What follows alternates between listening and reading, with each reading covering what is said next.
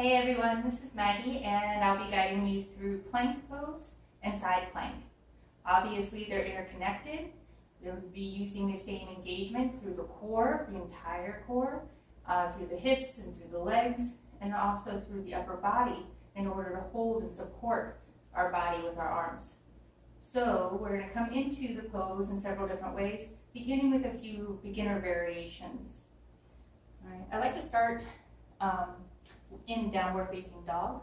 So we'll plant our palms at the front of the mat, wrist underneath shoulders, and then lift the hips and press up and back into that upside down V, downward facing dog. Okay, as we come forward into our plank, we're going to lift our heels, press them forward over the ball mounds of the feet, and draw the shoulders over the wrists. It's really important here that you keep the hips lifted, which is why I like to come from downward facing dog, because they're already in a lifted position. What you're trying to avoid is allowing the hips to drop below that line between the heels and the shoulders. You're going to lift up, engage the core, both the lower abdomen, the sides of the body, and the lower back.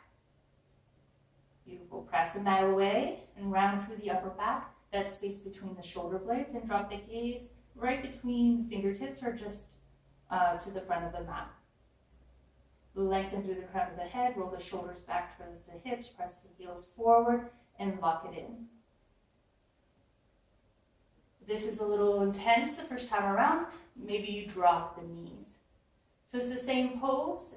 We just want to simply lower the hips just enough that there's a line between the knees and the shoulders now, rather than the heels and the shoulders. You can keep the toes tucked or untuck the toes in this variation.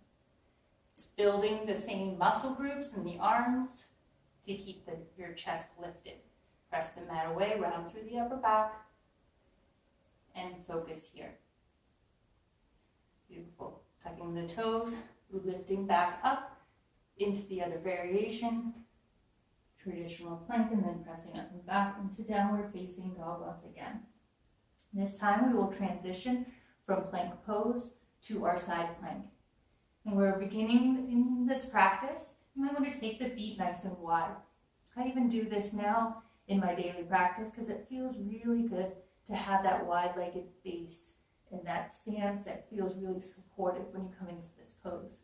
So when you press forward into a wide-legged plank pose, drawing the shoulders back, lifting the hips, you can drop the heels to one side, lean onto one palm to lift the other one up.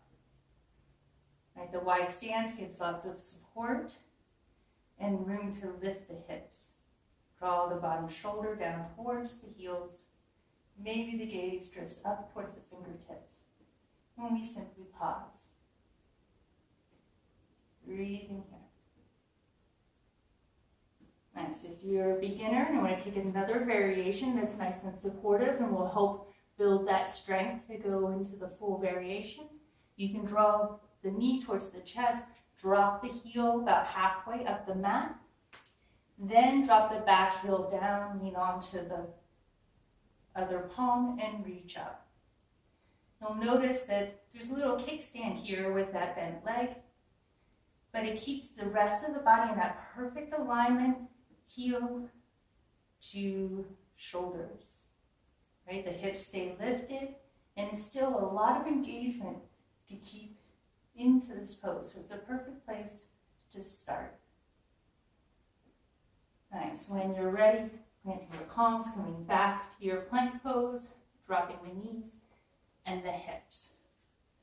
So both those variations, the beginner variations, are great for, again, building strength and building that lengthening through the entire body, that integrity around the entire core, engaging the legs and the upper body. All those muscles that we'll need for the full variation. When we come into the full variation of side plank, we come from a regular plank once again. You can draw the feet together and simply drop both heels at the same time and lift the other arm up. Right? You can also come from that staggered variation that we just practiced, start to work your way to stacked. So when you're practicing your staggered variation, you can just try the full variation until you have the strength to hold. You can stay here or press in to the mat to lift that top foot up and away, any degree.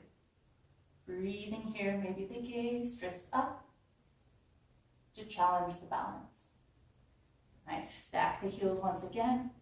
Both hands come down into your plank.